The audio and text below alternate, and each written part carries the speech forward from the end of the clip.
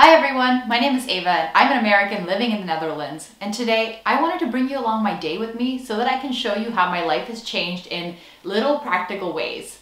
But I also owe you all a big update because in my last video, no, the video before last, I told you that I was engaged to my Dutch girlfriend, and in the last video I told you that I went to the US for a trip, and you really attentive viewers put together that I said I was going to get married in the US, likely in New York. I had just gone on a trip to the US, so you were wondering about my life update. So in that spirit, today's going to be a little bit of a show and tell and also just chatting, hanging out with you. And in that spirit, I'm about to make some bread for me and my Dutch partner, and I'm going to share some updates with you while we do that. And to get started, we've got my mixer here and some dough, because that's what you need for bread. And let's get going. So I'm not really following any recipe. I'm just kind of putting together some flour, yeast, water, and some flavors. So, while I do that, the update that you've all been waiting for. It's funny because they say that you shouldn't be multitasking because multitasking is not really a thing. So I technically shouldn't be able to make bread and chat with you at the same time. Yet here I am, and I'm finding it extremely difficult to do that. So why don't I put together the bread and share the update?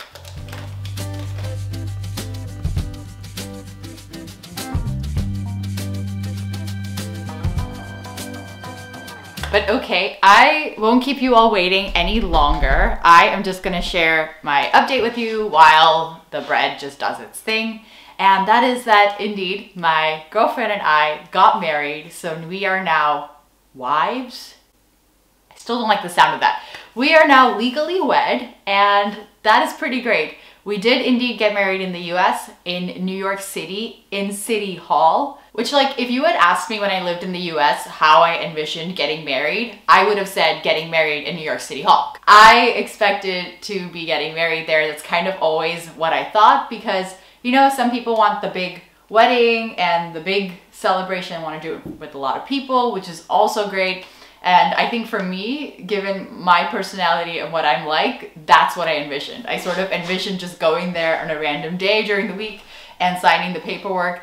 And that's exactly what happened. So it was kind of fantastic. And I explained the process a little bit in video from last year.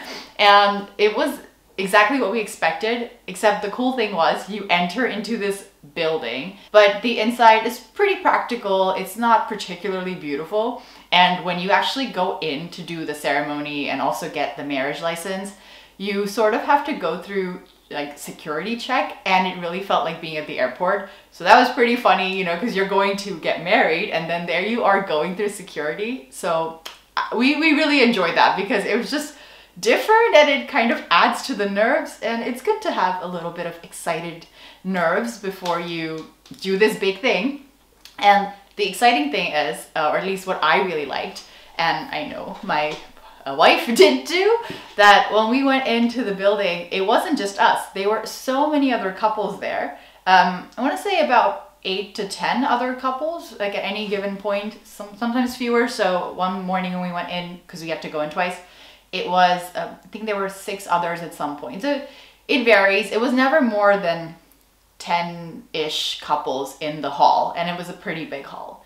So yes, that might sound like a lot, I guess, to some people, but to me it was kind of okay. It still didn't feel that as if we were just all cattle being ushered and herded in, but it is a very quick process. So the whole thing took only about a minute, and then we were done. That was the ceremony part. We, of course, had to go in and fill out paperwork and others, but it was really fast, really easy, and you don't need to live in New York or even in the US in order to be able to do this. So if you're watching this and you're thinking, I want to go get married in New York City Hall, then, well, go for it, because you can. And how is marriage life, you asked me? You didn't ask me, but I know what you were thinking because, we've been chatting with each other for a while now. Well, I have to say it's not that different. The one thing that we noticed that was different was because we were traveling the whole time, we were now officially legally a household. So when it came to passports, for instance, we kind of always stood in separate lines. In the Netherlands, I would stand in the American line and she would stand in the Dutch line, or European passport line, fancy. And in the US, we'd also stand in separate lines, where I think in the US they call it non-Americans and Americans. Like that's how they distinguish between the two. So I always felt weird going in the non-American line because I'm American, so then I go in the American line. But this time we really specifically chose to go together and it was kind of fun. I definitely was very excited. Okay, so the bread is ready to rise. As you can see, I just used the same bowl because I am lazy. I do not want to be washing up too many things. And I've also added some like fun stuff to it. So we'll see. And this brings me to thing number one. I have never eaten so much bread like until I moved to the Netherlands. In the US, I would have a bagel occasionally for breakfast. Maybe once a week, so that's more than occasionally, pretty regularly. But I feel like here I eat bread every single day, and my partner eats bread every single day, and everyone I know eats bread pretty much every day. And I've gotten to the point where I sometimes just make my own bread because, well, you might as well. And that said, there are also like amazing bakeries or people you can get bread from. But this is really a bread-based society when it comes to meals. So for lunch these days, I am more likely to eat a cold lunch, like a bread or a sandwich, as opposed to in the US, I would be more likely to heat up my leftovers. And in the beginning, I really had to, I'm staring at my cat because he's doing weird stuff.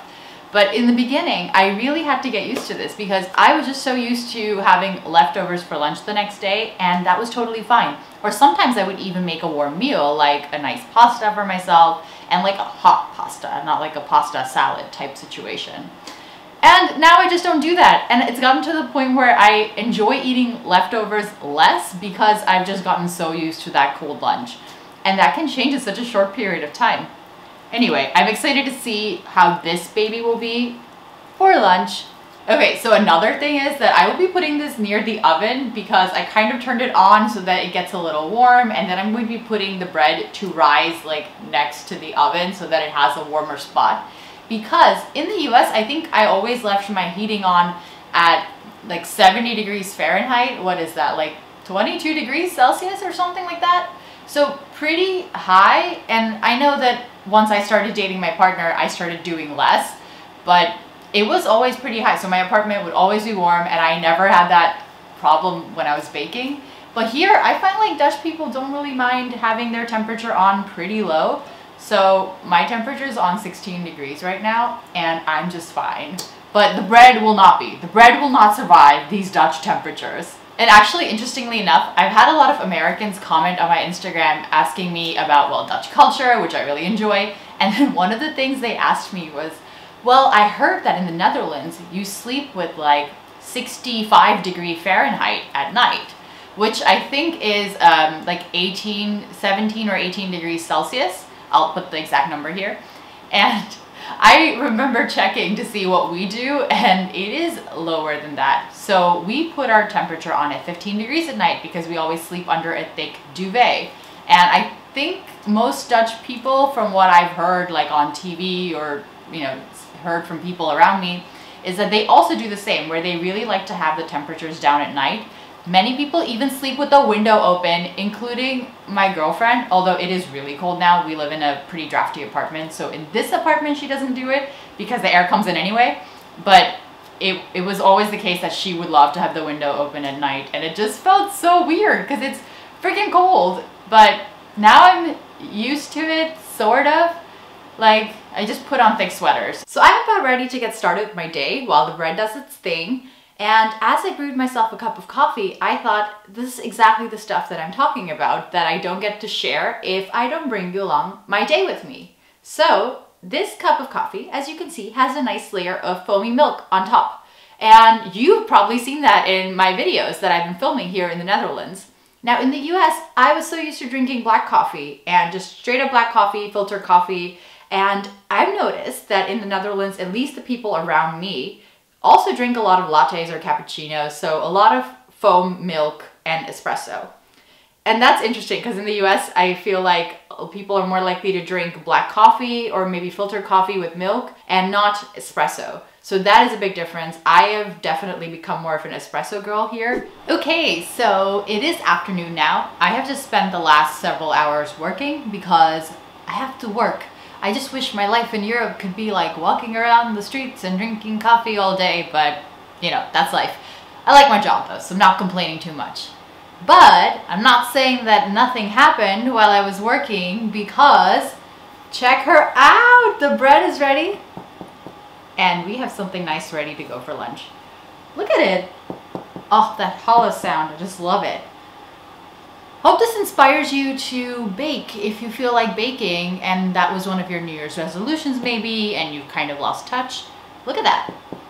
This could also be your cue to go to the bakery and get some nice stuff if you don't feel like baking. So it is now slightly later. I worked for a little bit longer, but the sun is out. So the one thing that I have learned in my time here in the Netherlands is that when the sun is out, you drop everything and you go outside and you enjoy the sun. In the US, would I do that? No, absolutely not. Because even in the winter, you just have very many sunny days. So I didn't value them as much. But here, sometimes you can go for weeks without seeing the sun.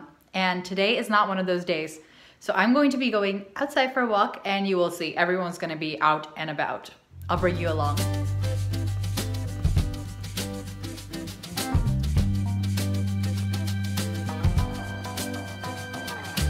This is so nice. I just wish it was like cold and sunny every day. It's amazing weather. It just brightens up your mood and everyone's happy and outside. Look,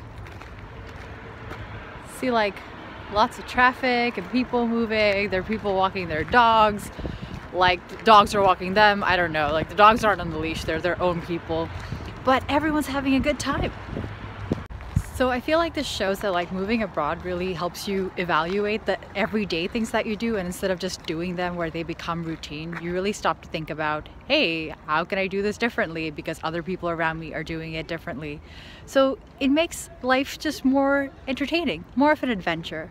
Okay, I don't know if you could see it, but there are just people like sitting on chairs in the sun because, yep, that's what you do. Like, it's definitely too cold for me to do that, but it's not too cold for the Dutch. Okay, you know what? Actually, never mind. I'm inspired. So I'm just gonna chill here in the sun and enjoy myself. Why not?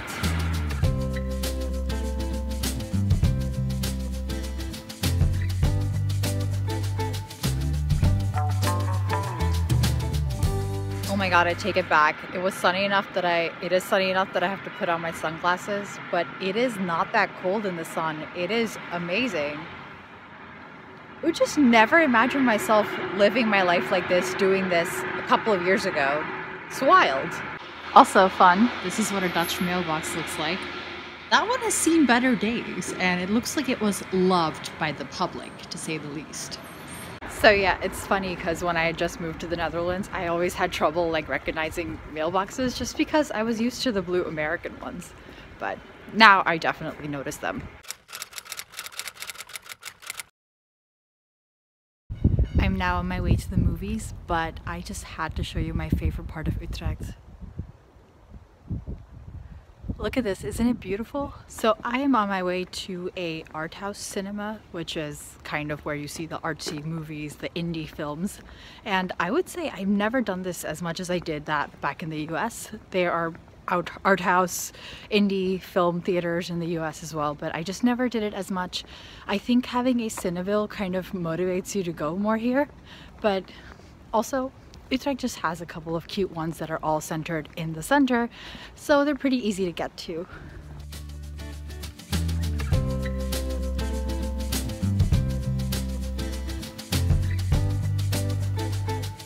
Hello everyone. So the movie I went to was called The Circle of Sadness. I don't know what I think about it yet. It was definitely a weird movie. So I don't know. I heard a lot of people liked it. A couple didn't. I don't know what I think about it. So if you've seen it, let me know. But it is kind of late. It's not super late. It's like 10-ish. We went to the movies like pretty early on in the evening. My wife considers 6 p.m. So for me, evening, to be sort of still like the end of the afternoon. So I don't even know. Anyway, this is where I will end this vlog. More vlogs to come. I know I've been a bit irregular with posting lately, but I really hope to be more regular because every time I post a video, I just love engaging with you each and every time. So I love making these videos and I don't plan on stopping anytime soon, even if I am a bit irregular. So if you want to stay updated on when I post a new video, don't forget to subscribe. And as usual, until next time.